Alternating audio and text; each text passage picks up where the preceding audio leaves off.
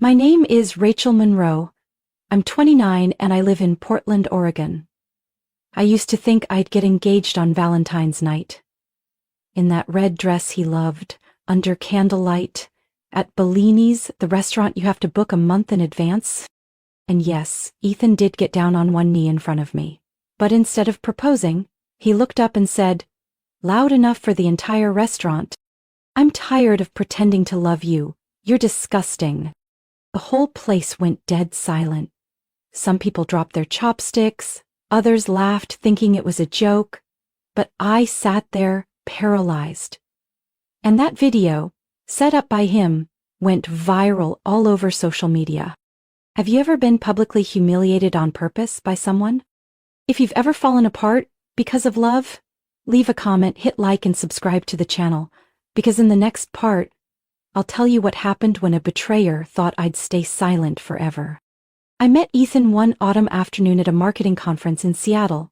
I was in line for coffee in the exhibit area when he stepped behind me and quietly said, "This event seemed full of people pretending to be confident more than actually knowing what they're doing."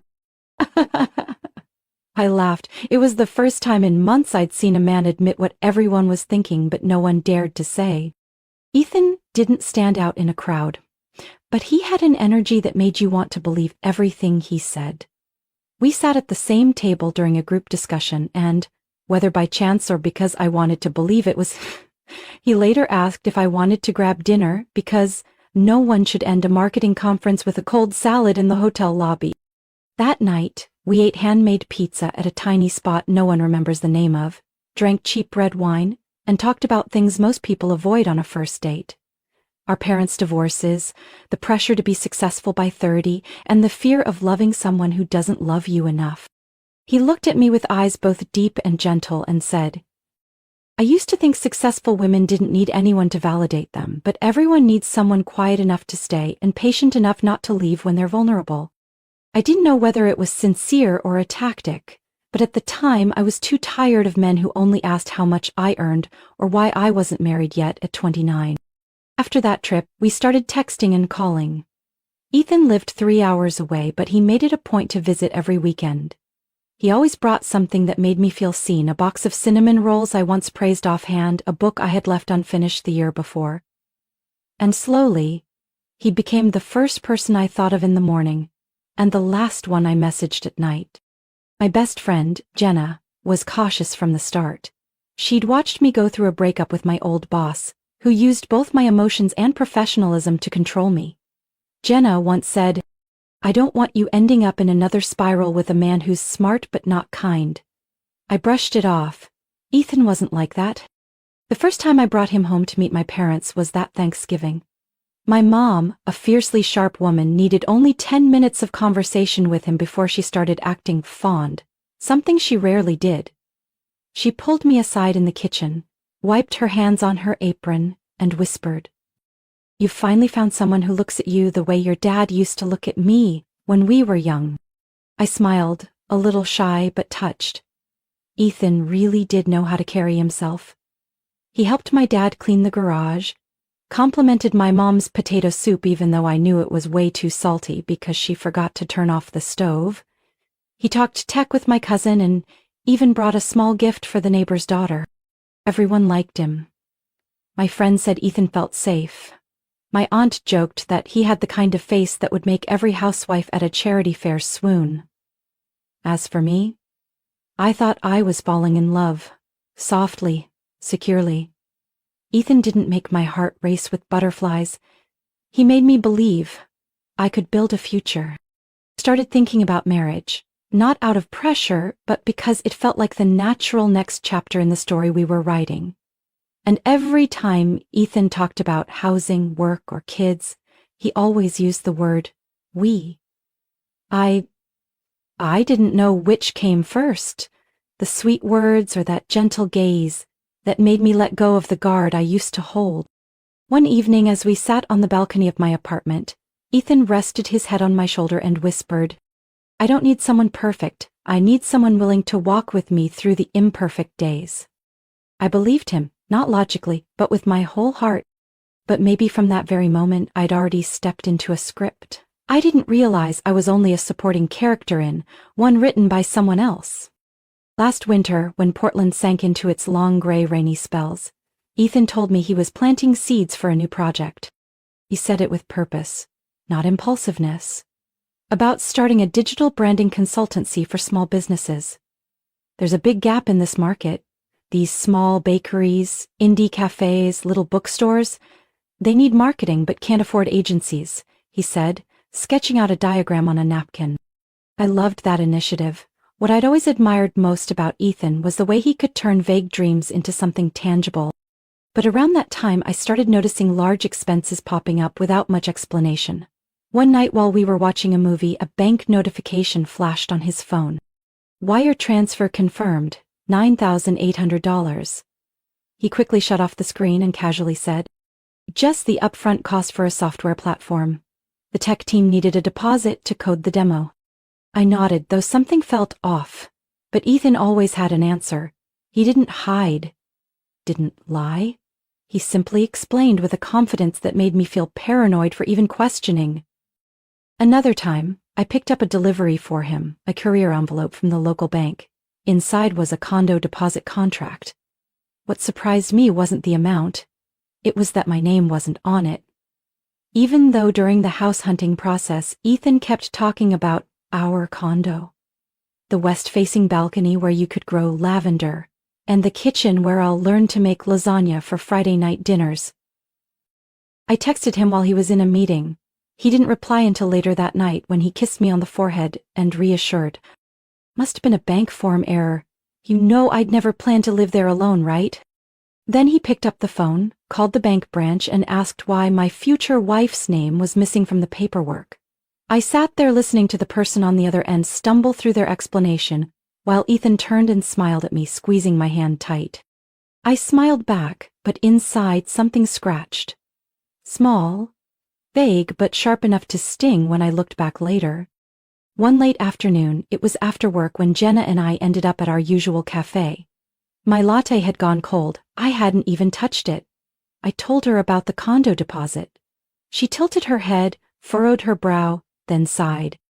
He's charming, but something about the way he acts, it's too smooth, too programmed, like every line has been rehearsed in front of a mirror. Then Jenna lowered her voice and added, "You once dated someone like that, remember? Everyone loved him too. But what happened after?" I shook my head, trying to push away the old memories. Ethan wasn't like that.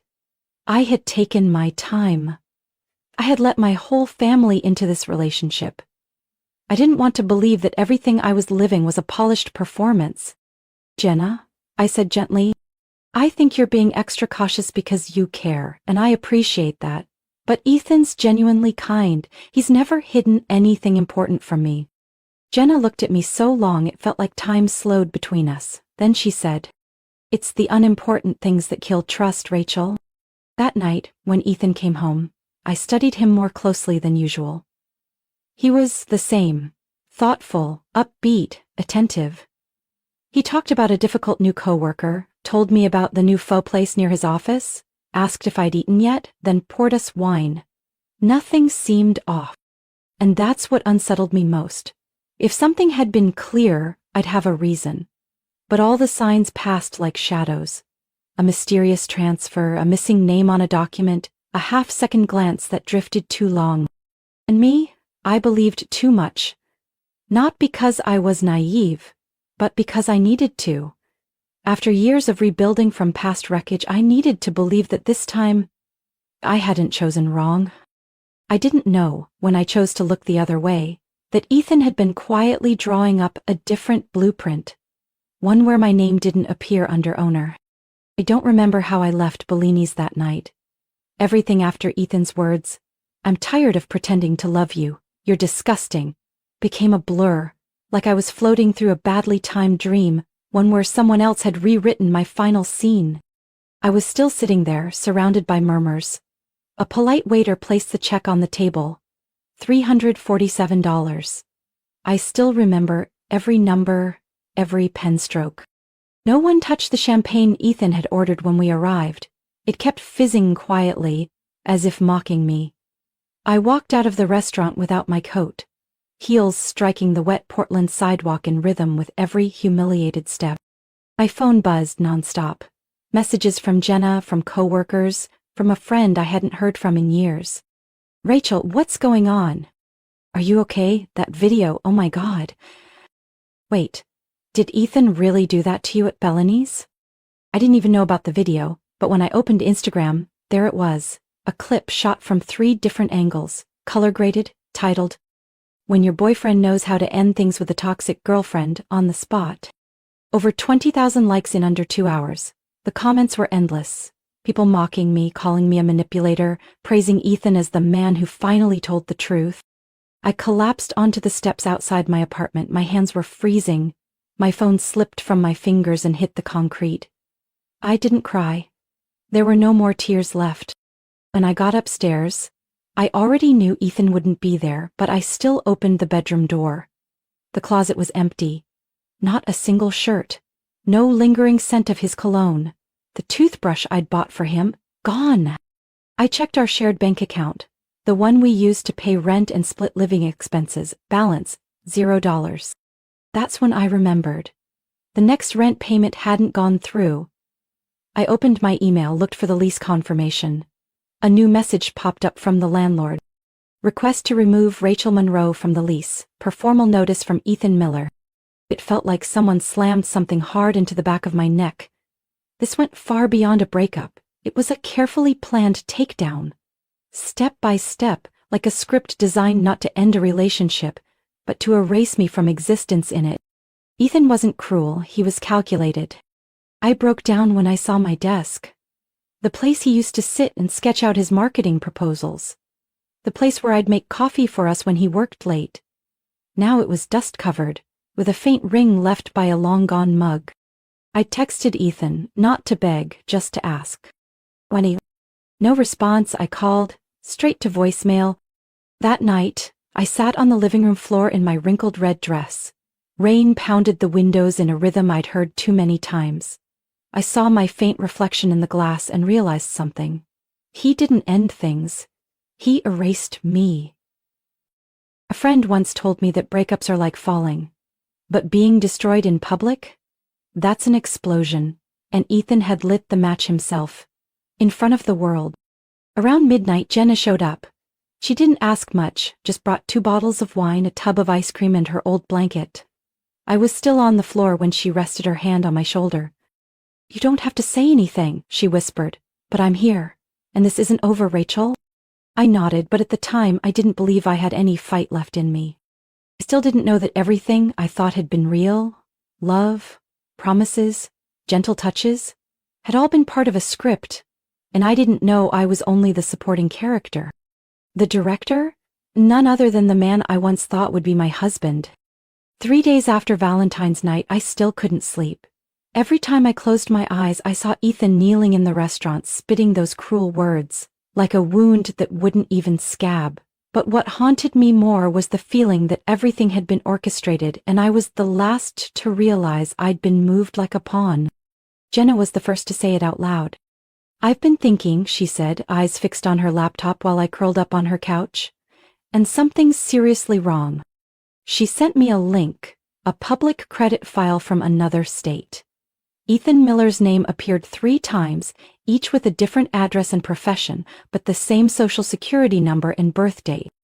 1 man, 3 lives. "You know what this is, right?" Jenna asked. "Loan records. Over $240,000. Credit cards, business loans, even a personal loan in an ex-girlfriend's name." I sat upright, a stabbing ache pulsing at my temples. Jenna opened another folder. Screenshots of messages from 3 women. All had dated Ethan. None knew each other. But they shared the same story. Ethan began with care, attention, devotion. Then came the big project story, needed investment, needed just one last time, trust me. And then he vanished with their money. "How did you find them?" I croaked. "Reddit. A private group for women who've been gaslit. 1 woman mentioned Ethan Miller. I kept digging. Fake names, old addresses, everything." Jenna paused, then looked at me. "You're not the first, and probably not the last." My stomach nodded. But I hadn't even scratched the surface of horror until my dad called. "Sweetheart, there's something I think you should know now." His voice was strained.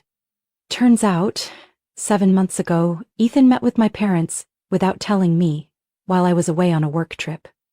He told them he had an opportunity to expand his marketing model, but didn't have enough capital to lock the deal. He didn't want me to know because I don't want her to feel pressured or obligated." My dad, who always believed in investing in young people with big ideas, transferred him $30,000, hoping to help his future son-in-law build something great. There was no paperwork, no signed contract, only trust. I gripped the phone, frozen on Jenna's floor. "Dad, what account did you use?" "My retirement fund.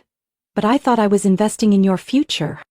I didn't know what hurt more, losing the money or realizing that the man my family once adored had mocked their trust. Still reeling, Jenna sent me a screenshot from an Instagram account named @SophieInStudio. A blonde woman with a bright smile was showing off an engagement ring under golden afternoon light. The caption read, "He said he knew from the moment we met. Forever starts here." The man in the photo? Ethan, wearing the same suit I'd picked out for his job interview. I clicked the profile and scrolled. Vacation photos in Napa Valley, a lakeside cafe in Seattle, white bouquets on a candlelit dinner table in a luxury condo. Some of the gifts sent chills down my spine. A necklace identical to the one Ethan gave me on my birthday last year. Sophie had nearly 12,000 followers. A fashion designer, and the only daughter of Ron Wilkes, a well-known investor in the Pacific Northwest. I could barely breathe as I read the caption on one older post. "Ethan says his ex was obsessive. She wouldn't stop showing up. Thankful he finally got away from that. I was the crazy ex who wouldn't let go. Not an ex-girlfriend, not a victim, but a threat. Twisted into the image of a stalker, in the eyes of his new fiancé and maybe even her family." Jenna looked at me, her voice sharper now. "Menenher didn't leave. He built a whole new life. On your back, and your family's." I started documenting every receipt, every transaction. I didn't know what I'd do with it all yet. Ethan thought he'd turned me into a joke. What he didn't know was that I was gathering the entire stage, and this time, I would be the one holding the script. I didn't immediately tell my parents that Ethan had used their $30,000 to buy an engagement ring for someone else. I didn't mention that he was now living with the daughter of a major investor, crafting a new identity and telling people I was some obsessed ex. I waited until Jenna uncovered the footage from behind the scenes. It was a clip never publicly posted, stored on the secondary account of a videographer who specialized in staging viral content. Ethan had hired him not just to film the humiliation at Bellini's, but to edit it, add a title, and plan a hashtag campaign. In the 50-second raw footage taken behind the restaurant, Ethan stood in the parking lot after the scene ended, with the cameraman. He laughed loudly, ripped off his tie, then said with giddy excitement, "I told you, guys who are controlled by their girlfriends need to see how to end it properly." She looked like a statue, completely stunned. "Exactly what I wanted." The cameraman asked, "You sure she won't sue you?" Ethan shrugged. Who's going to believe some crying nutcase in a restaurant? Social media sides with whoever tells the story first. Jenna didn't send me the clip, she gave it directly to my dad. That afternoon I walked into the house and found my parents sitting motionless in front of the laptop. My mom was holding her teacup but hadn't taken a sip. My dad had one hand over his face, elbow resting on the table. Before I could say anything he spoke, voice hoarse. "Can you show us everything you have?" I took my seat. No need to explain, no room left for excuses. I opened my laptop and pulled up the folders I had compiled over the past few days: wire transfers, payment confirmations, rental agreements, joint bank account statements. Every time I scrolled to a new document, my mom exhaled a little harder. I pointed to a transaction dated January 3rd. "This is the wire he sent for the ring. Same day he called Dad asking for money to secure a contract." Then I opened a PDF file. "This is the registration for Thorn and Vale Media, the company he said he's creative director of. But the address is a virtual mailbox in New Jersey." And the legal representative listed isn't Ethan Miller. My dad frowned. What name is it? Ethan Monroe, I paused. He used my last name to register a new identity. The room went quiet, then my mom whispered almost to herself, "What have you been going through without telling us?" I didn't know how to answer. How do you explain what it feels like when someone who once sat at your family table, called your parents mom and dad, secretly plotted a public takedown, and showered another woman with your family's money? I didn't want them to see me fall apart, but my mom's voice trembled when she asked, "Do you still have any legal ground to stand on?" My dad stood up. "I don't care about legal ground. I care about the truth, and I'm not letting that man take anything else, especially not from my daughter." We stayed at that table the entire afternoon. No one ate. My dad opened the family filing cabinet, digging for bank statements, transfer records, and letters confirming his investment into Ethan's supposed marketing venture. My mom gathered the saved drafts of the engagement party invitations she had once printed. She silently shredded them into a pile. "We were planning a wedding," she said. "Now we're preparing for court." I looked at the photo of Ethan and my family last Christmas, his hand on my shoulder, that perfect smile. He'd said, "Next Christmas, you'll be a Miller." Turns out, he'd planned on using a different last name all along. My dad opened the printer and printed out one final document, the current month's invoice from a high-end brokerage firm. Payer: Ethan Monroe. Recipient: Sophie Wilkes. I pointed to the address line. "This is the apartment they're living in together." My dad clenched his fists, knuckles turning white. "What are you going to do?" "I'm going to put the truth where it belongs. Not for revenge, but to reclaim the justice Ethan never thought I was strong enough to ask for." I met Sophie on a Sunday afternoon at a cafe in the Pearl District, the same one I used to visit with Ethan last fall. As I stepped inside, I worried she wouldn't show. My message had been short, no threats or pleas, just one line. "I think you should know who actually paid for the ring on your hand." She arrived 10 minutes late, minimal makeup, simple outfit, but with the unmistakable poise of someone raised where everything is carefully managed. Sophie pulled out a chair and stared at me in silence for a long moment. "What do you want?" she asked. Her tone wasn't hostile, but it kept a deliberate distance. Without saying a word, I reached for my bag, slid a folder onto the table, and quietly brought up the Bellini's restaurant video. Right at the part where Ethan knelt and said, clearly, "I'm tired of pretending to love you. You're disgusting." I didn't watch the screen. I knew every line of that video by heart. Instead, I watched Sophie's reaction. She frowned, her lips pressed tightly, but she said nothing. Then I showed her the transfer record, the proof that my parents had sent Ethan the money, with a clear banknote that read, "Initial investment funding, per Ethan Miller's request." Sophie placed a hand on her chest, where a delicate gold chain peeked from under her collar. "How do I know any of this is real?" "I brought the original bank statements," I said. "If you'd prefer, I'm willing to meet with your attorney, or your father's." She looked at me again, longer this time. The defensiveness in her eyes shifted. Something in her cracked. Subtle, quiet, but I felt it. "Why didn't you go public from the start?" "Because I wasn't trying to retaliate. I wanted the truth to be seen where it matters." A few moments later, Sophie exhaled slowly, like releasing something stuck in her chest. "My father will want to meet you." 3 days later, I stood in the Wilkes family's formal dining room, beneath a chandelier suspended from a ceiling more than 10 feet high, casting light over a 12-seat walnut table. Sophie had arranged everything. She invited Ethan to dinner, a casual evening with the family and their future son-in-law. Ethan suspected nothing. He arrived on time, crisp white shirt, bottle of red wine in hand. The Wilkes family's personal attorney sat at the head of the table, beside Ron himself, a man who had invested in nearly 20 startups and could make a tech CEO sweat with a single look. I stood at the far end of the room, near the floor-to-ceiling windows that overlooked the garden. When I heard Ethan's footsteps enter, my heart pounded, but my hands remained steady.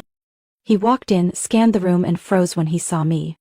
"Rachel," he said with a forced laugh, "is this some kind of joke?" No one answered. Sophie pulled out a chair, inviting him to sit. She was colder than I ever imagined she could be.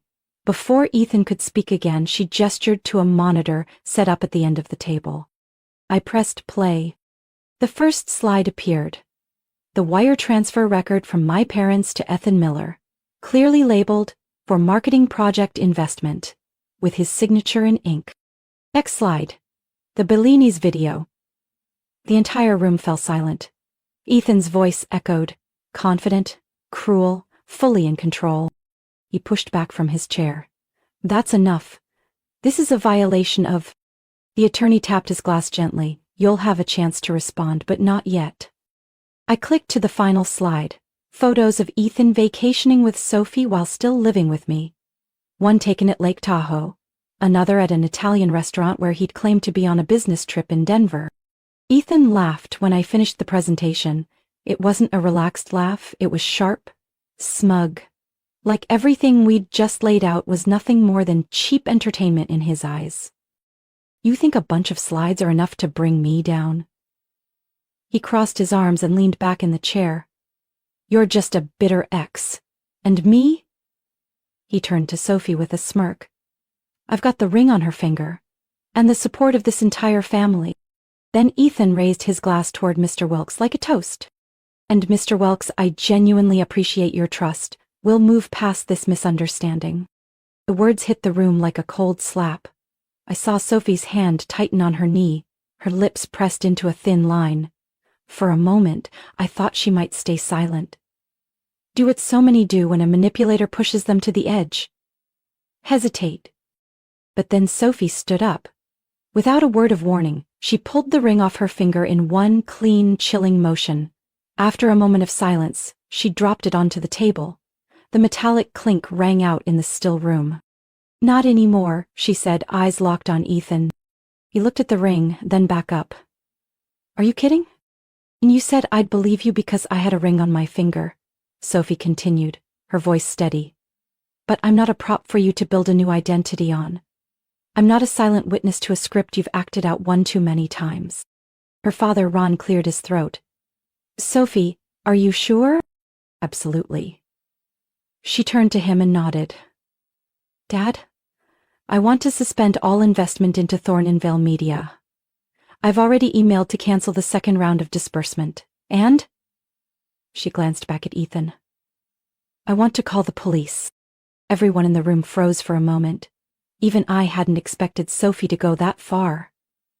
But she went on, each word crisp, like something she had rehearsed 100 times.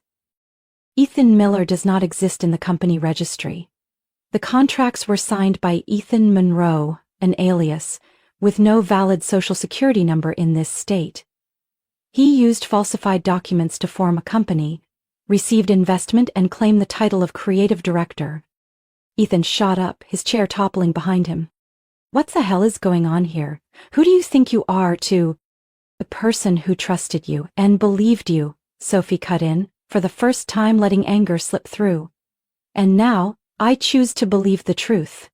The attorney at the end of the table nodded at Ron, then quietly pulled out his phone. Ethan looked around, panic finally showing. Rachel, what are you doing? You can't destroy me just because I dumped you. You're insane! Calm and certain, I got to my feet.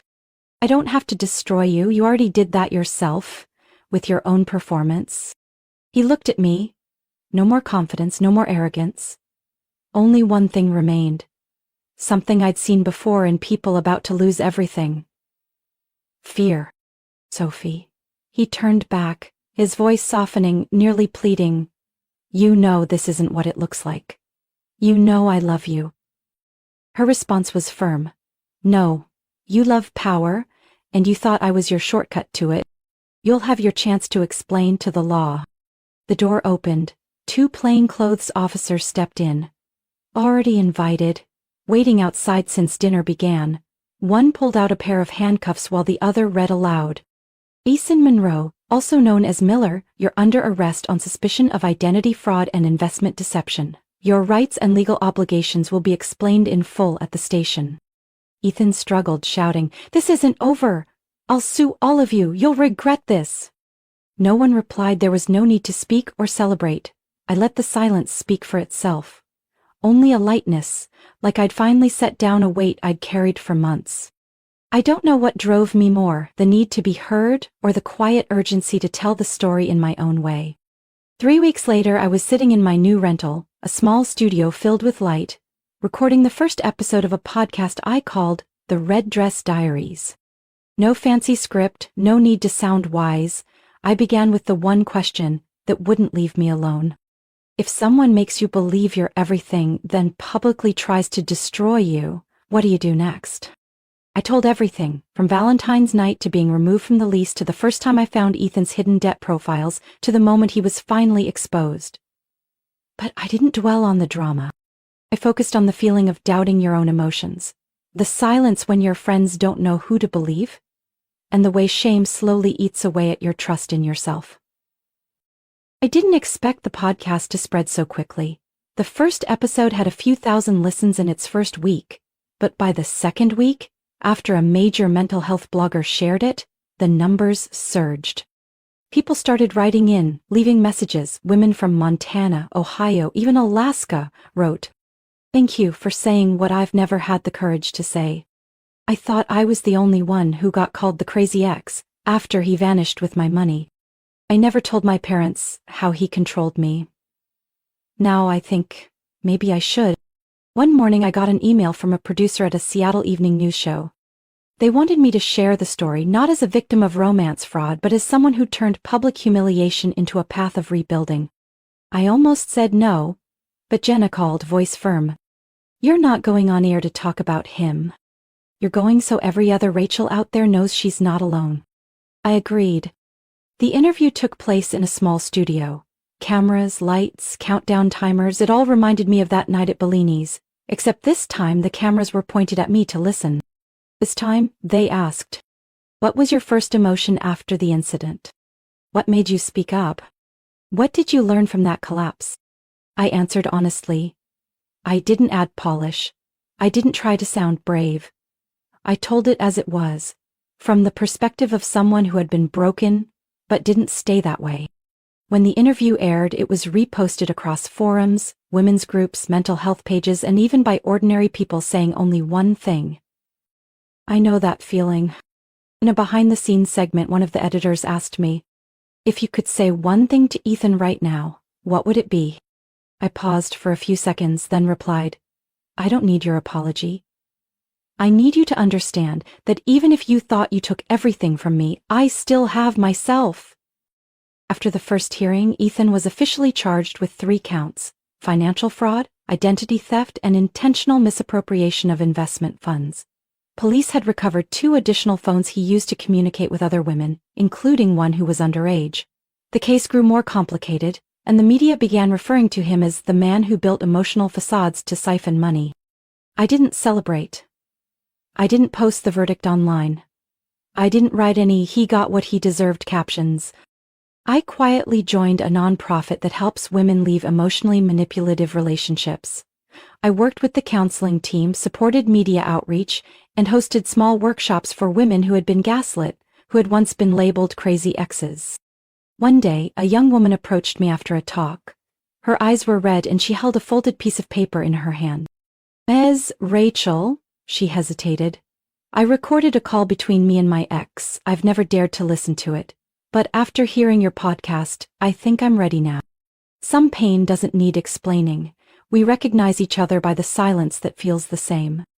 And when I walked out of that room under the soft afternoon sun in Portland, I knew. I hadn't survived. I had come back to life, not with someone else at the center, but with myself. Fully. 1 year later, I stepped out of the main hall at the Quiet Recovery Conference in Seattle. The space outside still echoed with applause and soft background music. The late spring sunlight filtered through the tall glass buildings, reflecting brightly off the stone floor. I was heading toward the parking garage when I saw Jenna. She looked the same, hair neatly tied up, beige cropped coat, and those old brown leather boots that had followed us through so many winters. But today something felt different. Jenna smiled softly when she saw me, then held up 2 steaming coffee cups. "I'm guessing you still drink decaf?" I smiled. "And I'm guessing you still haven't given up vanilla lattes?" We sat on a long bench near the entrance where people still lingered, shaking hands, exchanging business cards. Each person had a story, a scar either healed or still healing. We didn't say much, just quietly watched the people walking out from the building across the street, where a parallel conference was happening for women-founded social enterprises. A young woman came out first, maybe mid-20s, brown hair, olive green dress, white cardigan. She beamed at the man beside her, tall, gray dress shirt, navy tie, polished. He placed a hand on her back as they crossed the street, then opened the car door for her in a gesture I knew all too well. I watched them and couldn't help but smile. Jenna turned to me, squinting. "What are you thinking?" I took a sip of coffee and replied, "She'll be fine. If he's fake, someone will tell her, like you told me." Jenna stayed quiet, then smiled softly. She didn't say it was nothing or I did what needed to be done. She knew, like I did, that sometimes one timely warning can save someone from losing herself. I pulled out my phone to check my emails. The inbox was still full of podcast folders, media inquiries, and funding reports for the Women's Support Organization. But one message in the personal tab stood out. From Sophie Wilkes. I opened it, my chest tightening slightly. "Hi, Rachel. I know it's been a year and maybe you don't remember every detail, but I still remember every glance across that dinner table. I remember how you didn't need to say a single word to make everything fall into place. I used to believe in a love story I didn't write. Thank you for giving me the chance to walk away from it. Thank you for not staying silent even when you had every reason to. That night didn't expose a liar, it saved my life. Truly, Sophie." I read it twice, then slowly closed the phone and pressed it between my palms, not to hold on, but to feel it, a different kind of touch. Jenna tilted her head as if she could guess what I'd just read. I nodded gently. "Thank you letter?" she asked. "A letter from someone who left her old version behind," I said, voice low. "Just like I did." In the distance, a group of women laughed near the exit, holding small signs that read, "We break cycles. We build again." In my mind, there was no image of Ethan. Bellini's was gone, so was the red dress. What remained was a woman finally standing in the courtroom of her own life. Unbowed, unapologetic, and quietly powerful. Jen and I walked down the steps. A soft breeze brushed across my shoulders. The smell of fresh roasted coffee from across the street drifted into memory like a background score no one else could hear, but I knew it was there. A ping sounded from my phone. Someone had reposted my interview from last month with the caption, thought she was the ending, but she was only the plot twist. "What did you think of Sophie's decision that night? If it were you, standing in front of someone you once trusted completely, would you have the courage to take off the ring and say, 'Not anymore,' like she did?" Every woman in this story, from me to Jenna to Sophie, was once put in an unfair position. But what made us different wasn't that we didn't get hurt. It was that we didn't let the pain become a place where others could keep stepping on us. If you've ever stayed silent when you should have spoken up, if you've ever been called too sensitive, difficult, or unable to hold on to someone, remember this: no one has the right to rewrite your truth, except you. Share your thoughts in the comments below because sometimes one voice can become someone else's strength. And if you want to keep hearing powerful stories about family, love, trust, and the quiet kind of resistance that never gives up, don't forget to follow the channel. There are more stories to come, more surprises, more lessons, and maybe, somewhere in them, you'll find yourself too.